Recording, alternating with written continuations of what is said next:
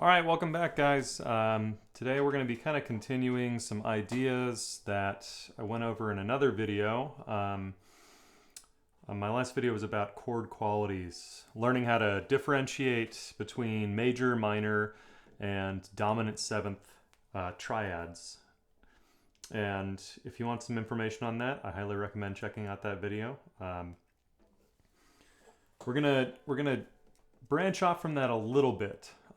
In some ways today, because I want to talk about how we apply some of this knowledge to actually playing in real playing situations. What is actually useful for banjo playing versus what is just useful for being a music theory nuthead.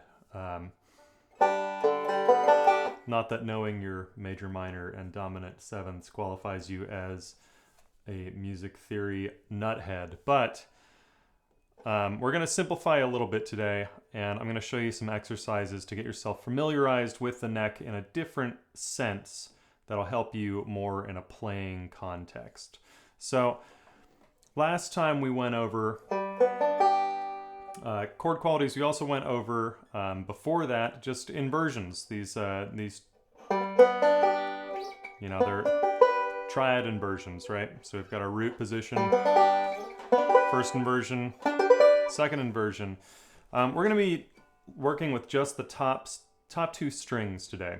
And essentially learning how we can roll over those two parts, or those two strings, when we're in an improvisation situation or when we're trying to figure out something on the neck, right?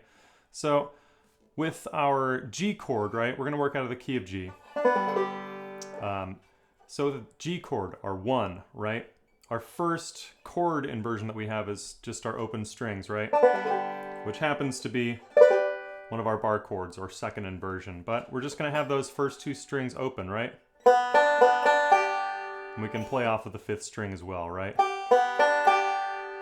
Our next chord inversion is that root position chord. We're going to ignore those two, that 4th and 3rd string, the two bottom strings here, and just work with these two strings. Next chord inversion, first inversion. So again, just working with the top two strings. Do a couple forward rolls on it, right? Then we're back to our second inversion chord, this bar chord up here. So 12 and 12 on the 1st and 2nd string. And then it just recycles itself further up the neck, right? Back to root position. And then first inversion. And that's about as far as we can go on the neck for G. So what I'd like you to do is start rolling.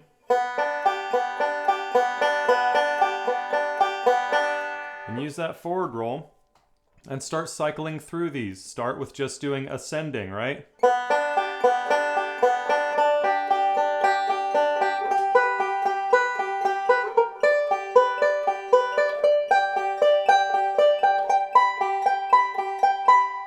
Maybe work on descending as well. Most people ignore that. Can you descend on this? Because that is tougher than ascending.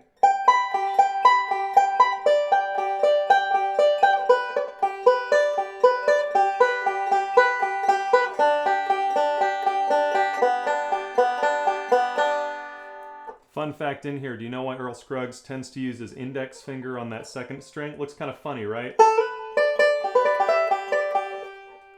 The reason he does that is because if you use your index finger on here, you don't have to switch fingers around when you're making switches between these two string parts of your major chords, right? Watch this, index finger on the 2nd string the entire time.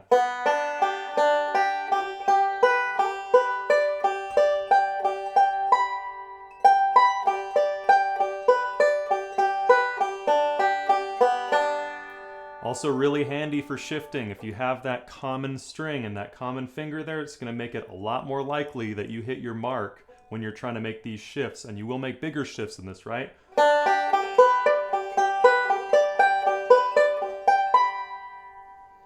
So there's a couple exercises you can do on that, and transfer it over to your 4 chords. So where's our first, our lowest C chord that we can play? It's going to be that first inversion C chord down close to the nut, right?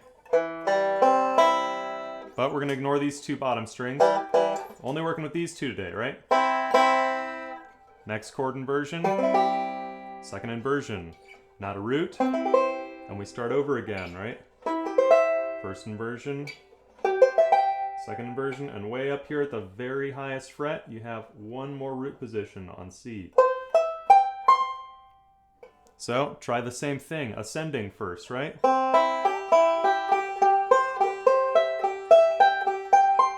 Then do descending.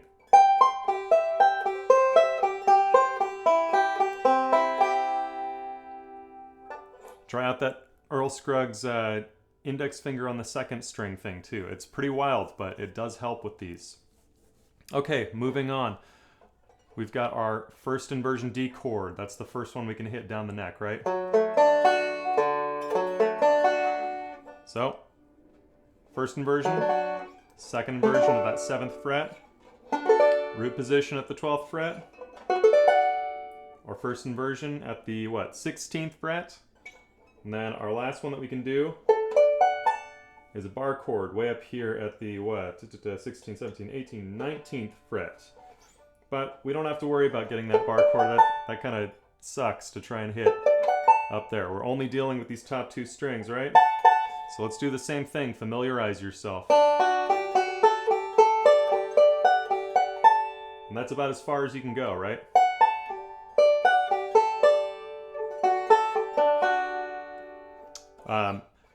Okay, great. Now that we have that down, let's practice getting through a 1-4-5. And by 1-4-5, I mean G, C, D, back to G, right? Let's do that over a forward roll, right? So we'll do one forward roll, and then another one on C, our 4 chord, and then we have to find a 5 chord somewhere. And challenge yourself to not go back to the same one, right?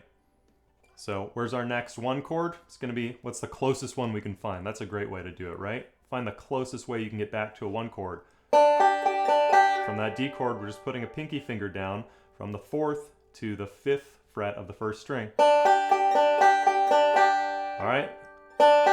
G, C, D, G, G, C, D, G, G, C, D, G, G, C, in an actual playing setting, right? So there you have it. And if you guys liked this video, please give me a like, do subscribe, those of you, especially those of you who have not subscribed yet and you come back and watch the videos. It's all much appreciated. Please come into the fold. We'd love to have you here full time, and don't forget to hit the bell so you know when I've got a new video coming out. If you want tabs for some of these exercises, I'm going to post something on my website, which will be linked below, so you can find that. And otherwise, if you haven't seen the video before this where I was discussing chord qualities, check that one out. I'll link that in the screen right about now. Happy playing, guys.